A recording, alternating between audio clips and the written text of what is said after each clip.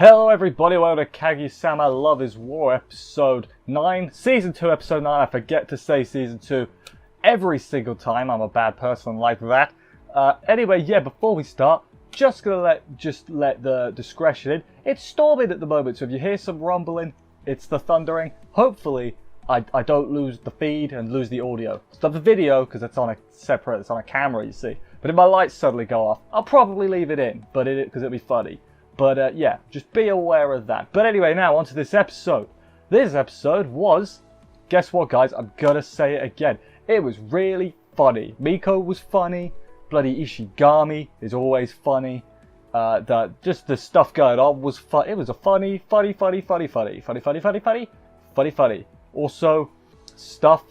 We learned some stuff. There seemed to be like plot stuff going. Also, Ishigami became a cheerleader. I don't have anything to add to that. I didn't realise there were male cheerleaders, to be honest. You never see them in like a High School Musical or something. I think I've watched High School Musical once, and it was a long time ago, so I don't quite remember it too well. But anyway, let's get on to the actual episode and everything and see how everything went down. Let's do this. So the first section focuses on our lovely Miko Ino. She wants to quit Let's try that again. She wants to quit the student council. And yeah, she said that and I was like, yeah, you've had a lot to deal with like your first week or however long it's been. You know, you had a lot of stuff you had to do. She's telling her friend all about it. And this is where I guess we learned that Miko Ino has a very impressive imagination. Very active imagination. Her whole scenario in her head, it's really funny and I love it. It was really funny. Basically, she has like, her vision of the student council was it was going to be a cold, harsh place, and then she was going to change it and make it all nicer, like a protagonist would. Which, hey, it's nice to have dreams, but that's not exactly how it worked and everything. Also, other thing to note, Ishigami's not even in her dream sequence. She says, like, I don't even want to think about him, and I'm like, oh, that's a bit mean. Poor Ishigami, you know, he's a good guy, really. But yeah, then we get, I guess is it backstory? It's backstory on Miko Ino. Basically, one day in middle school, she got a letter and a flower from someone saying, basically, someday you will be rewarded for your efforts. And it's like, that's really nice. And considering she's so like anti-romance and that, seeing her blushing and posing like a little, you know, love-struck teenager, kind of weird, but it's nice in a way. She's got a very she wants like that fairy tale love story is sort of what I'm getting from it. Which, hey, is it gonna happen? Probably not, because this is Kaguya-sama Love is War and things never go according to plan, but it's better for it. That's what I would say. Anyway, the friend then helps her go through her stories, basically to try and clear the student council's name and make it so she doesn't quit. And that she does. Goes through each and everything. However, as I said, Miko Ino has a bit of an active imagination. She now no longer thinks that Miyuki is a sex pest, basically. No, now Kaguya is the problem. She's a right S, and if you don't know what S means, you're too young. Yeah, she's a right S, and yeah, all that was going on. There was whips, there was stepping on them, a lot of stuff going on. She's like a manipulative, evil overlord the whole time, trying to take control of the student council. Again, Miko Ino is living in a different anime world. This isn't some shonen action-y show or some whatever shoujo. I'm gonna take over the, you know, I'm gonna help out. No, Miko Ino, you are funny. Since she stopped being the antagonist, I guess it's not the right word, but that's what we'll call it. She's been really funny. She's absolutely like, at first I was like, oh, she's a bit too, you know, regular in a weird way to be part of the main group. But then she's just been really funny since. So, you know, I should learn, never judge a book before the book is opened. That's not the expression, but it's close enough. So yeah, Kaguya is the bad guy. Miko, being the headstrong lass that she is, she goes to confront her. Asks her, hey, what do you think of Miyuki? Trying to get a confession of, yeah, I'm a total S from her. However, Kaguya goes all shy and adorbs and is like, I don't even know. And then she runs off, and Miko's just like, is she really the evil overlord? I don't even know what to think. Somehow I think this is going to end up with Ishigami being the evil overlord, even though he has basically nothing to do with any of it. She just doesn't like Ishigami. I feel like she's going to blame him for something that's clearly not his fault. And everyone, and Chika will back her up, because, I mean, Chika bullies Ishigami. Poor Ishigami. Rip for Ishigami. Anyway, yeah, first section with Miko Ino. It was a very funny. I'm glad she's joined the group. Second section is also pretty good. Kaguya has been avoiding Miyuki basically because she's embarrassed because of their almost kiss, and she can't look at him. She's like, oh, I can't bear to look at him. Hayasaka has got a plan though, as she often does. Her plans may not always work, but they're always at least well thought out. But she's also a little bit schemy, trying to get them close together, because basically she's tired of dealing with this crap. She just wants it to hurry up so she doesn't have to help Kaguya anymore. However, she fails to realize that once they get together, Kaguya will A, probably be very braggy to Hayasaka, like humble braggy, and 2, will probably keep asking her for advice for every little thing, despite the fact Hayasaka, I'm assuming, don't know jack. So yeah, there's that. But no, her plan this time, calming ritual basically. You know, do a thing that you associate with calmness that will calm you down. Makes sense, good plan, thumbs up. Then we have Kaguya doing different poses to try and find one that makes her calm. Basically, she's just dancing, and it goes on for a little while. I was like, is this the new Chika dance? Is this round 2 of the Chika dance? But no, she finds one, and it's like, what was it, left hand on right cheek, or was it right hand on left cheek? Whatever it was, that's her thing. She practices it. We get a little Rocky montage of her doing it in calm places to associate it with calmness and everything. So now she's nailed it. She's got it head on. She goes to fight? Well, there's a reason I said fight. We'll get to it. To talk to Miyuki. I don't know why I'm doing all these big words. She just wants to have a conversation, and that they do.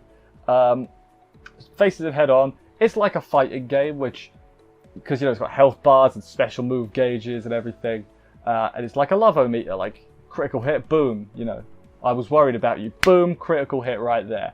But no, it's pretty funny. Now, after seeing that, I sort of want to play a fighting game where there's no actual fighting. It's just like, sort of basically like what they did in this episode, where there's still health bars and everything, but they don't actually physically fight. I kind of think that would be an interesting idea for a game. And if someone hasn't made that, they should. And if they have made it, I want to know about it so I can play it, because that sounds quite a fun time. But yeah, that's going on. She realizes, okay, she's losing her health. She's special gauge is going down. She's like, oh no. You know, I need to do the calming thing, otherwise I'm going to lose this fight. So, unfortunately, the problem with that is, during the kerfuffle, Miyuki ends up holding her hand, and she needs that hand to touch her face. So she panics a little bit, and ends up, again, more kerfuffle happens. She ends up taking him to the ground, doing like a hip toss or something. So she does her ritual and everything, and he's down and out. And yeah, poor Miyuki. But then, after that, during the little... just before the ad break, I guess is where it would be, we have Ishigami explaining stuff about rituals, and I thought that was quite funny. He's like, yes, the modern media took it, and now everyone does it without even knowing the true meaning behind it. And it's like, what he was saying made a lot of sense. You like, Ishigami strikes me as a conspiracy theorist. He was making a lot of sense there. As long as he's not one of them flat earthers, we'll be fine. So yeah, second section was also kind of funny, like the fighting game concept. That was my favourite part. The way they incorporated it into a not fighting-y setting. If that makes any sense, it probably does. So now we have a segment that I thought was kind of weird. Weird in a good way, came a little bit out of nowhere. Ishigami, right? What's one thing you would think? Ishigami, what's he perfect for? Cheerleading, right? Yeah, I mean neither. So, Ishigami hated cheerleaders, but now he agreed to become a cheerleader so that he could become a normie. However, he's got his processes reversed. You don't join the cheerleading club to become a normie. It's because you're already a normie that you become a cheerleader. And he realizes this fact when everyone else is... I mean, he sticks out like a sore thumb, you know. I feel a bit bad for him because that is a hell of a bad situation. I would not want to be in that situation he was in. Basically, my notes just say he's like a different species to them, which... yeah, there's what, Instagrammable? That's not a word. I'm fully on Team Ishigami. If I was in that room, like, they would annoy me. They're loud. You know, it's not organized. Like, yeah, I'm a bit of a wet blanket. Not super wet blanket, but yeah, no, it wasn't organized in anything. Their ideas were dumb and stupid and had made up words. What the hell is Instagrammable mean? Does that just mean it goes on Instagram? Can't you put any picture on Instagram? So everything's Instagrammable? Who knows? I say I'm a logical man. Don't understand it. But yeah, the only person who actually bothers to really talk to him, one of his classmates is there also. I forgot to mention that, and she's like looking at him like, what are you doing here, Ishigami? Didn't remember her name. She's probably going to be somewhat important. Probably should learn it. But no, she's not important for this bit. So the vice captain, what they actually, she got a title. Vice leader, the girl, is the only one that gets his contact info. So that's good. She had a name too. At the end, he gets a text from her. I didn't write down her name, so oops. Also, like, you could tell she was probably important because she had eyes. Most of the people in this scene didn't have eyes because they're not important enough for eyes, so that's kind of weird. But yeah. So basically, what they decide on is basically they swap in outfits. Girls wear boys' outfits, boys wear girls' outfits. However, Ishigami has no girl space friends to borrow a uniform for. He considers asking the council girls for help, but he is at the point now where he knows exactly what Miko and Chika would say. And when he said it, I was like, yeah, no, that's spot on. I can't argue any closer to that. That's exactly what they would say. He doesn't get to Kaguya because she's right behind him, and he tries to run away because remember he's terrified of her, but she catches him. So there's that. But no, she's actually cool with letting him borrow her uniform. Probably because she doesn't see him as a male. She sees him as like a worm or something. So yeah, he's a bit surprised at that. She lets him use the uniform. He gets changed into it. She's still in the room. She's looking away, but like I would not do that if she was in the room. I'd be like, no, you have to leave. I can't. Also would have avoided the awkward situation that is about to happen.